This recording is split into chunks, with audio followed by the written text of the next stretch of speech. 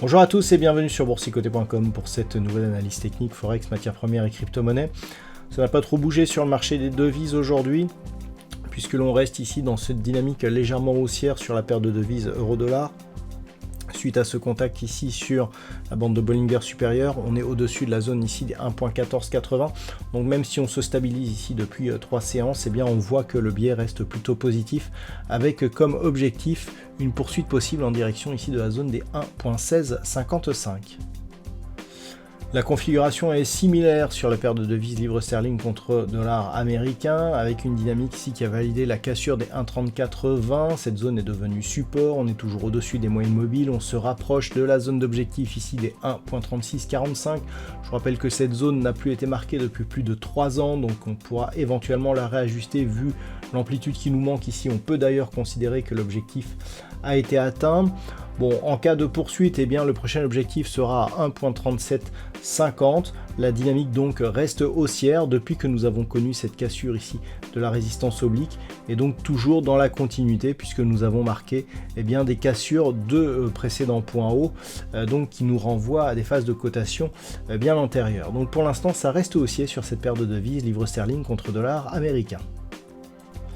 Sur l'or, on reste sur une dynamique qui est positive malgré une phase de consolidation aujourd'hui. Ce que l'on peut observer, c'est qu'on a eu un nouveau plus haut significatif de tendance court terme. Donc on continue à évoluer ici avec ce contact sur la bande de Bollinger supérieure.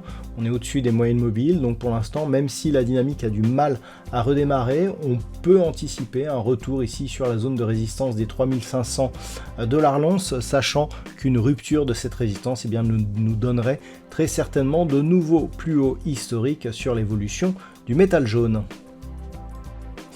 Au niveau du brut léger américain, ce que l'on observait la semaine dernière, à savoir ici un arrêt des cours sur cette zone des 77,50 $ le baril, c'est confirmé puisqu'après une ouverture, donc après un week-end où il y a encore eu des frappes entre l'Iran et Israël, eh bien on est monté encore une fois confirmé cette zone des 77,50.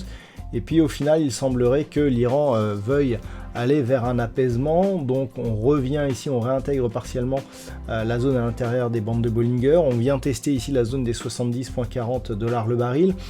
Donc on s'inclut toujours dans une dynamique haussière, mais avec une petite phase de pause. Il faudrait vraiment revenir durablement sous 70,40, c'est-à-dire cette ancienne zone de résistance, pour commencer à avoir des signaux d'affaiblissement, et encore même on serait au-dessus des moyennes mobiles 20 exponentielles. Donc malgré cette phase de temporisation, on reste ici sur un biais qui est haussier. Cette zone de résistance ici, elle est majeure, elle a été testée à de multiples reprises, et donc si on observait une cassure de celle-ci, le signal haussier serait relativement fort. En attendant, il est tout à fait logique que l'on soit venu s'échouer ici sur cette zone avant de consolider. Par contre, pour avoir un retournement de tendance et un vrai signal d'affaiblissement, il faudrait repasser sous cette zone de cassure qui était la zone des 64,15 $ le baril. Et enfin, au niveau du Bitcoin, eh bien, on repart à l'assaut de cette zone des 107 000 $ pour un Bitcoin, donc un signal plutôt positif qui pourrait nous ramener ici sur une zone de résistance, alors entre 110 et 112 000 $ pour un Bitcoin. Le plus important dans l'histoire, c'est que l'on ait préservé sur la phase de consolidation la zone des 102 000 $ pour un Bitcoin. C'était un élément sur lequel j'avais attiré votre attention lorsque l'on était venu au contact. Donc clairement, on est ici sur une phase d'impulsion qui a provoqué un nouveau record sur l'évolution de la crypto-monnaie, une phase de consolidation donc dans un range entre grossièrement 102 000 et 112 000 $ pour un Bitcoin. On l'avait vu la semaine dernière, un retracement de Fibonacci qui n'excède pas 23,6%, donc phase de consolidation horizontale. Un retour des cours au-delà des 112 000 nous donnerait de nouveaux records et de nouveaux objectifs sur l'évolution de cette crypto-monnaie. Voilà donc ce que l'on peut dire sur l'analyse technique de ces principaux actifs de marché. Je vous souhaite de passer une très bonne soirée. On se retrouve dès demain pour d'autres analyses techniques, toujours sur le site boursicoté.com.